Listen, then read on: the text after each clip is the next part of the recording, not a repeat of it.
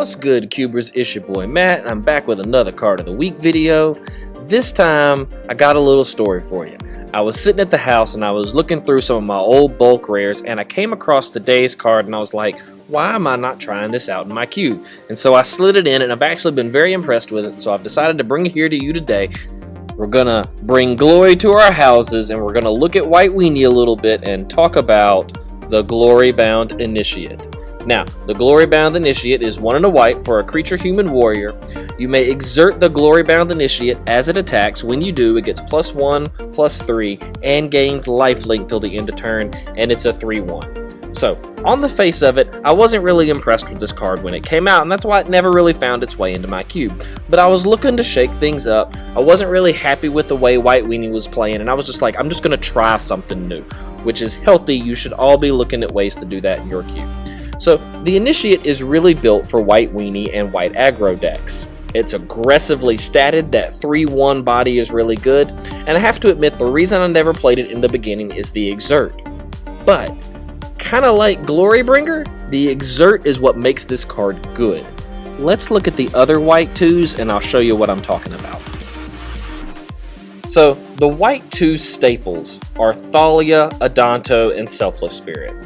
Thalia has First Strike and she taxes your opponent's spells. Adanto gets +2/+0, and you can pay for a life to give him indestructible, and because you're in White Weenie, you don't care about your life total, so that's not a downside. The Selfless Spirit flies, and it's a 2/1, and it can protect your whole board with its indestructible ability. Now, what all three of these cards have in common is that you play them on turn 2, and then when you swing on turn 3, they either A, connect with the opponent, or B, they don't trade. If you swing in with Thalia on turn 3, because she has First Strike, she'll either hit your opponent or eat your opponent's creature because she has First Strike.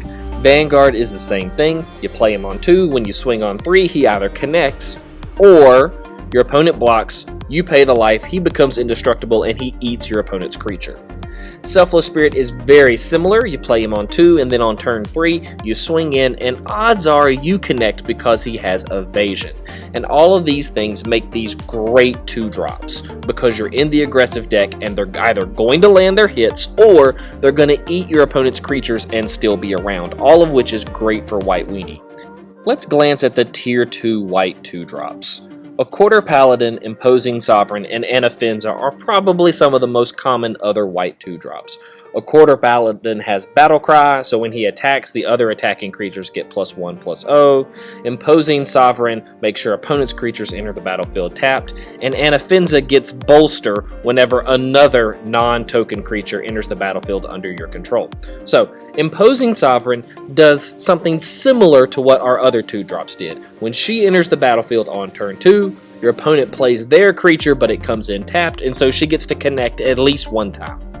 Anafenza does something similar. You play her on turn 2, on turn 3 you play another creature, she becomes a 3/3, and then she swings in, and odds are your opponent has to chump block it, or you connect with 3. But the Quarter Paladin is a little different. Yes, he has Battle Cry, and if you're playing Solitaire and your opponent is not interacting with you at all, the Quarter Paladin is awesome, and he is a beast in token strategies. But when you swing in with him, your opponent is going to block him at all cost because they can't let you swing in with him multiple times, they'll be dead. So, the fact that he's a 3/1 that can't survive combat with anything is a huge downside on him.